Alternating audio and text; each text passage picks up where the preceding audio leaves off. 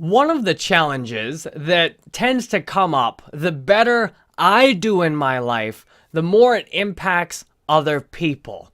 If you're in a situation, as I've been lots of times in my life, where people were living just like me, then whenever one of us tried to do better, it threatened the others. So one of the challenges to doing better is how others react. Lots of times others will react with some hostility, with some defensiveness, because they see your efforts in trying to improve as an attack upon their way of life. For example, as I've integrated this vegan diet where I eat a whole plant-based diet filled with fruits, vegetables, nuts, beans, and whole grains, this diet threatens, or in some of the minds of the people around me, it threatens them because if I'm doing it, maybe I'm doing it the right way, and maybe then it triggers feelings in others that maybe their own diet is not good enough. Not because of I'm right, it's because they believe that they have some feeling deep down that there's a better way to eat, that their existing way of eating is not good enough, but they try and deny that feeling. And when they see someone practicing it, it brings out something that they're trying to deny. And this can happen with mental health. When you start becoming more of a loving, healthy person, it may start to offend the people around you, that you won't engage with them in their drama anymore. If you start doing better at work and really caring about the company or really caring about what you do, other people who are trying to slack off may get really offended, because when they see what it looks like to be a happy, productive worker, when they see you trying so hard, they will start likely feeling attacked, like somehow you're making them look bad because you're really doing your job and caring about your job. When you set these daily goals, they're likely to produce such powerful results that sometimes people in your life will feel threatened. What I notice just talking, just mentioning some of the things I do triggers defensiveness in others, where when I say something like, about how I change my diet, or how in this situation I do that. For example, when my wife says something sassy, I remember I love her, and this is a test that then if I am in unconditional love for her, I will see this as proof she loves me. I will see this as great time together. I'll see this as time I'd give anything for. If I'm not in unconditional love, I'll start trying to dictate how she should live. So to me, these 10 daily goals produce outstanding opportunities to practice unconditional help and love for others. You see, I've learned a lot since doing these 10 daily goals to have love and patience with others as I explain to them what I'm doing in my life. And their defensiveness triggers, to not go and fight with them, to not try and push what I think on them. For example, I have a family member who is very sick frequently, who has all these health problems, and I just feel like I have a comprehensive solution that could be delivered in a paragraph to fix 80% of the health problems and the suffering.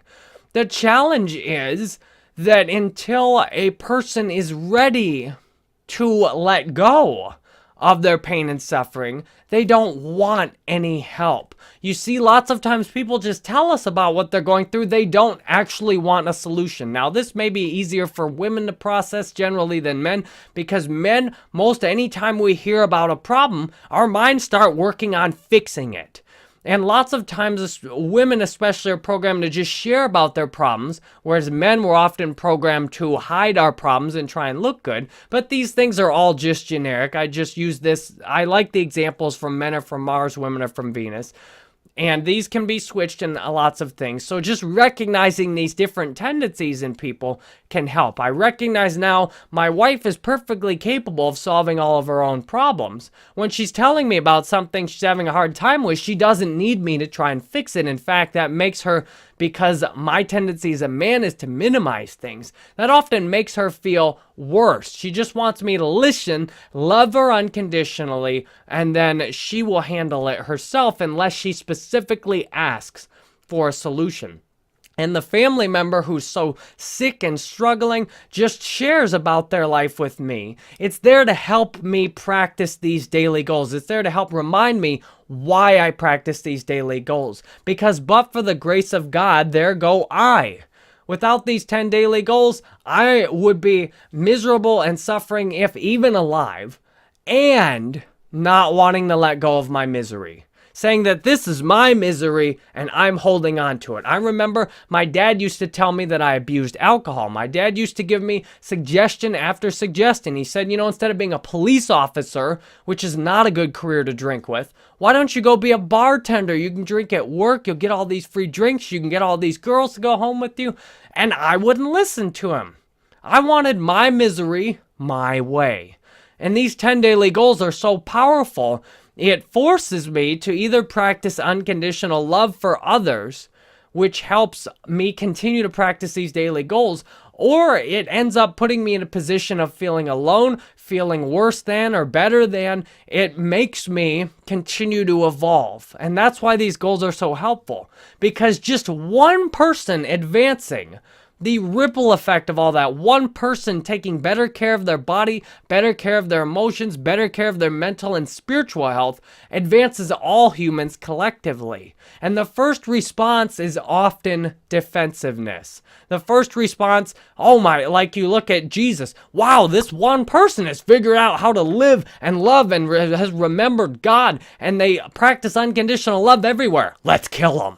We gotta kill that guy. We can't have anyone around that's not as miserable as we are. And thankfully today we have a world that's not filled with people who demand to be miserable. But there are lots of people sick and suffering, and the only way for them to heal is unconditional love. I've found that the better I do these 10 daily goals, the easier it is for me to try and fix everyone else's problems. The easier it is, as soon as my friends and family come with me to anything, for me to just say, you have a health problem? Just change your diet. That'll fix it.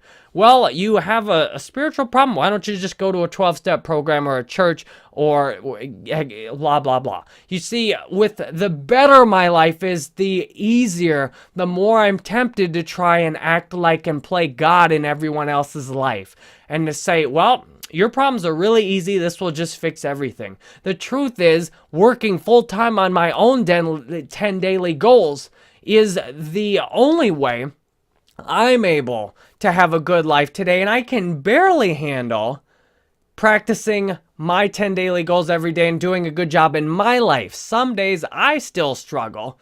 So what business do I have trying to tell everyone else how to do it? The best teaching, the best way to communicate unconditional love is to lead by example. I've noticed my daughter at 17 months old now, she wants to eat what I eat. When she sees me put something in my mouth, she wants to eat it. She doesn't go for, you eat this while dad eats something else. She wants to eat what I eat. She wants to say what I say. She wants to look how I look. She wants to talk how I talk. She learns by example.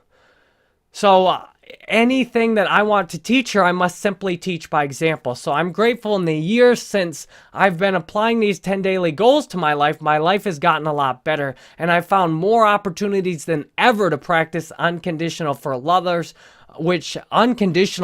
others, which helps me fantastically to reinforce and keep practicing these daily goals.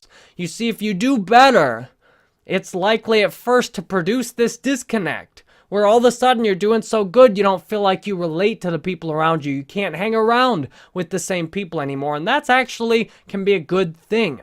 When I'm in the middle of living a healthy, happy life, there are lots of people who are repulsed by that, who are in the middle of their misery, and they know on a deep level, if they get close to me, they're going to have to give their misery up, because I abide in unconditional love for others as much as I can.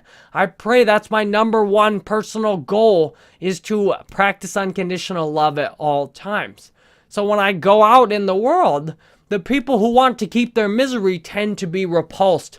Like in the grocery store, though, if they see me, they will look away. They won't even want to make eye contact. They will look like an animal that's a night owl, or that only hunts by night. When it sees the sun, it goes down, it takes cover.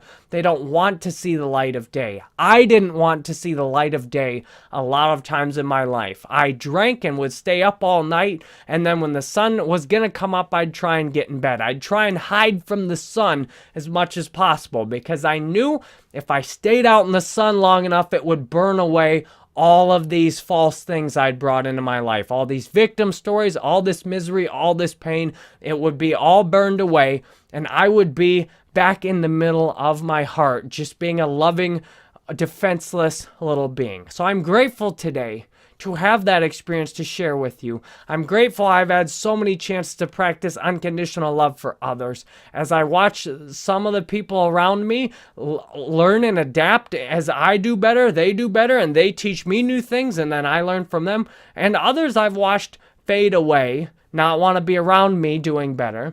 And others I've watched who simply share their pain with me, and then it's for me to just sit there and love them and not tell them how to fix everything. So I'm grateful you've experienced this with me today. Thank you for making it so deep in here. If you like these updates that I've added a year after I make the course, would you please let me know with the discussion to keep doing them on an ongoing basis.